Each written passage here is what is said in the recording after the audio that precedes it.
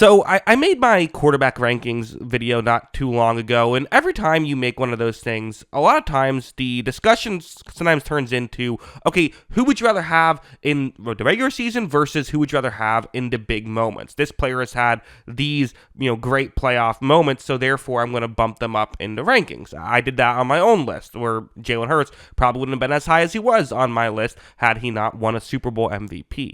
But the question that we're going to ask today is, was that a mistake by me? Were all those things mistakes, factoring in playoff performance, and should that even be something that we talk about? Well, first, yes, obviously it's something that we should talk about, because forgetting about the clutch factor and the mental factor, there are just definitive things that are different in the playoffs. Usually teams save some of their best plays for the playoffs. Teams are just simply better in the playoffs, so some people's play style only works against worse teams. Other players' play style just is better against great teams. You also have things like Patrick Mahomes being more willing to run in a big moment, so therefore he'll just play better in big moments, right? There are things like that, actual tangible things that factor in. But we're not really here to talk about that. We're here to talk about the intangibles, the mental aspect of all of this. Are there players who just simply are able to play better in big moments because of how they view the game of football itself? And to talk about this, first we have to talk about baseball for a little bit. And sometimes, people who are in the analytics, myself included, can get too baseball heavy because obviously, it's a sport that is perfect for analytics. Football just doesn't work the same way. However, in baseball, there is something called batting average with runners in scoring position, meaning if you have a runner on second or third, where a single would almost certainly score a run, how often do you get a hit in that situation? And players with high batting averages in those situations would often get the clutch label, and players with low batting averages would often be considered unclutch. Billy Beane, however, the founder of Moneyball, the guy who Moneyball was based after, and kind of the founder of all this stuff, even though there were people who predated him in terms of analytics, but he's kind of the face of it. He argued that actually going after players like that is not a good decision because it's all luck. Players who hit well in, have a good batting average with runners in scoring position doesn't mean they will continue to hit well with runners in scoring position. And there have been countless studies on this, all of which seemingly back up Beane's theory that this is just luck and there really isn't much of a skill to it. I think an interesting way to talk about this is another baseball player, David Ortiz, who had a couple of specific all-time historic playoff runs where he was just fantastic in those playoff runs, but in the other years he was just how he normally played. He was a good hitter, so he was still good, but he didn't necessarily go above and beyond every situation, and he did have clutch moments where he wasn't able to come through. We just don't remember those. We only remember the ones where he did come through. So the question becomes, did David Ortiz play well in those specific years and in those specific moments because he was a clutch player, or do we view him as a clutch player because he happened to play well in those moments that are what we remember him for? I think it's fair to step in here and say, definitively, the less fun option is that clutch isn't real in that, it's just all luck. Like, the more fun option is, no, David Ortiz was just, mentally strong and was able to come through in those big moments, right? That's the more fun choice, but just because one choice is more fun doesn't mean we can just go with it, right? We want to believe being clutch is real. It makes everything feel more earned, but we don't know if that is the case. It does seem like the main exceptions when you go through and look at players throughout in baseball, if you go through and look at exceptions, are players who are unclutch, which kind of does make sense, right? You just thinking about it logically, you can be someone who struggles in a big moment and gets in your own head that way. But it seems like the other way around, it's hard to, you can at least envision a world where you can't mentally make yourself better in the big moments, but you can at least make yourself mentally as good as you always are. So I want to talk about this with football, and there are moments, I do think, just thinking about it this way, one of my biggest takeaways is that we do not evaluate clutch in any way properly. I think a great example of this is just last year, Lamar Jackson. The biggest narrative after the game was, well, he had 2 turnovers. And you can't turn the ball over twice there. He was, he played fine other than that, but that's why the Ravens lost. If you go back and watch that game, he was legitimately great in that game. He did have the 2 turnovers. One was on a miscommunication and the other was on a fumble, but ultimately played fantastic. Meanwhile, Josh Allen, who doesn't have the choker narrative and instead has the clutch narrative, he had 3 turnover-worthy plays in the conference championship game against Kansas City. He fumbled that the Bills were able to recover. He also had 2 dropped interceptions. So because he did not have those turnovers that Lamar Jackson had, people don't really view him the same way. It's not that he played better, it's that it just worked out better for him. Things like this are totally natural, but when that's how we view clutch, we don't view clutch in any statistical way because you can't measure that statistically, right? When this is how we view things, of course, some guys are going to unfairly get the label of a choker and some guys are going to unfairly get the label of someone who plays well, right? Now, this doesn't mean that there aren't players who play better in big moments, right? Patrick Mahomes is still legitimately good in big moments. And I made a video where I talked about specifically when he has a chance to, in the quote-unquote clutch drives late in the game, he does really well there. Brady does really well there, right? There's actual tangible evidence to support that they play better in the playoffs, play better in big moments, such as like final drives and things of that nature. It also goes the other way. I used PFF grades for Peyton Manning for at least as far back as I could. His grades are significantly lower in the playoffs than they are in the regular season. That's a very real thing that I could check, and it is true. But again, the thing is, like, yes, there are players who play better in big moments and play better in the playoffs. And that might be, again, a tangible reason. That might be an intangible reason. But that's not really the question. We know there are players who play better in the playoffs than other players.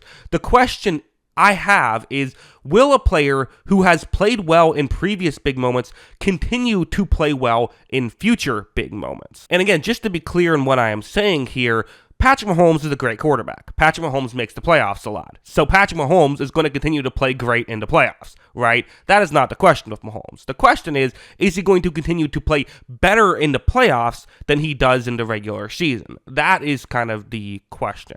And again, I'm kind of going back and trying to challenge some of these like theories of who are the clutch quarterbacks. And to be honest, it's remarkably easy to challenge quarterbacks that are considered clutch or unclutch if you want to. Like, let's take Jalen Hurts, for example. Jalen Hurts is considered a clutch quarterback. He's played in 2 Super Bowls, played great in 2 Super Bowls. They nearly won one. They did win the other one. The one they lost, his last drive was down 8 points, being able to march down the field and tie it up. So, okay, that's clutch, right? Well, what if you take a little bit of a deeper dive? He has had games where he's really struggled. Both times he played in Tampa Bay in the playoffs, it didn't go very well. In their first run in 2022, again, if we want to use PFF grades, in two of the 4 worst graded games he had that year were both playoff games before he went to the Super Bowl. And even last year, there was a similar thing where the first 2 games he was underwhelming before finally being great in the final 2. He's essentially had a good chunk of playoff games and only really 3 where he's played better than you would expect him to play in the regular season. That was against Washington, who he also played well the first time they played in Washington, and just in general, Washington did not have a great defense that year, and then Kansas City twice. So to me, like, just looking at it laid out like that, it seems more likely that he just is a good matchup against Kansas City, right? At least that's a narrative you could run with. You could debate it, but that seems like that could be the case. I think about Matthew Stafford, who, is considered this really clutch quarterback, and rightfully so. But let's not forget, in that Tampa Bay game, when the Buccaneers came back from down 27-3 and tied the game, Stafford fumbled the ball on that next possession and then recovered it. He fumbled it and kind of stayed right underneath him, and he dove on it. But like, that could have gone differently, and then we don't consider him clutch. Or the next week in the conference championship game, they're down 3 points, 10 minutes left in the game. He throws what should have been an intercepted, and it was just dropped. It looked like a punt, and it was just dropped. And the Rams still might have come back and won the game. But because, that drop pass happened, then it made it easier for the Rams to come back and win the game. It's not to say Stafford isn't clutch or didn't also have some awesome moments in that playoff run. It just goes to show that we kind of remember the results only and then base our feelings off of results as opposed to, looking at the entire picture. Even Patrick Mahomes, he gets worse in the Super Bowls, right? He's great in the other games, but worse in the Super Bowls. Why is that the case? Even Peyton Manning had great playoff games. From a game in and game out basis, I went through and looked at a lot of things. There really is no correlation to when a player is going to play better or when a player is going to play worse. So, like the quarterbacks of recent history that have consistently made the playoffs, Jared Goff, Joe Burrow, Lamar Jackson, Josh Allen, they've all had playoff games littered with inconsistency, awesome games and bad games. They've all had it. So if there's going to be that inconsistency, of course, there will be some quarterbacks who just happen to end up on the positive side more often, and some quarterbacks who happen to end up on the negative side more often, right? Like the fact that one quarterback happens to play better in the regular season, in the postseason than another quarterback, doesn't necessarily mean that quarterback is better. Again, there will be quarterbacks who play better in the playoffs than other quarterbacks because there are quarterbacks who are better than other quarterbacks, right? What I'm specifically talking about is, going above and beyond in those big moments. So, again, the question I have is, can this be predicted? This isn't baseball, so there just isn't anywhere near enough of a sample size, but I still decided to look and see if I could find some things. So I went through some of those quarterbacks I mentioned and just looked at on a year in and year out basis. I used PFF grades because I don't know what else to use. I don't like passer rating. Like, there's no perfect stat. I think PFF grades are the best stat, albeit still flawed. So I used PFF grades to just determine I looked at year in and year out, how often do quarterbacks actually go above and beyond what I expect them to do? So I looked at their regular season PFF grades, compared that to their postseason PFF grades, and just spotted the difference. And on a year in and year out basis, there isn't a ton of consistency for any of these quarterbacks. Plenty of quarterbacks have had some really good years and some really down years. And it seems like the quarterbacks that we consider clutch aren't the ones that are consistently clutch, but are the ones who have had a clutch year. And probably the best example of that is Josh Allen. In the year where I think kind of the famous 13 seconds year, this is 2021, Josh Allen, you look at his numbers, and it was the best in terms of improvement that we have seen that I did this data from. That was the best year. The worst was Josh Allen the year prior in 2020, where he had 2 games. They went to the conference championship game. But again, according to PFF, he was significantly worse in those playoff games than he was in the regular season. And in fact, Josh Allen does not have a consistent history of rising to the occasion the way the narrative suggests. In fact, his PFF grades get lower on average more than Lamar Jackson's do, even though he has that negative narrative attached to him.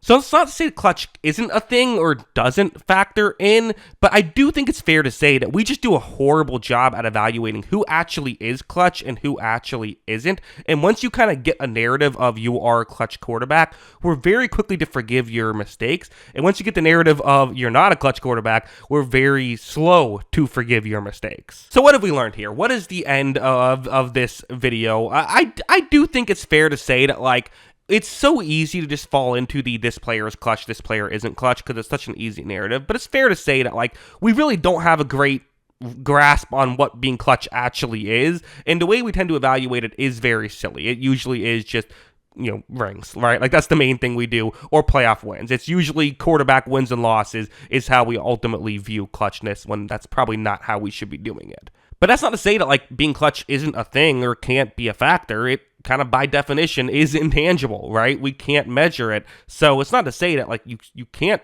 figure this stuff out. But ultimately, I do think that, like, my view on this is I'm not going to freak out about Herbert that he had a bad playoff game last year. I'm still going to assume he can play, rebound from that, because Josh Allen rebounded from that, because, Jared Goff has rebounded from that, right? Like, I'll assume that Lamar Jackson will rebound from some of his bad playoff games, because he's had some good ones as well, right? That people don't really seem to talk about as much. So that's just kind of how I view it.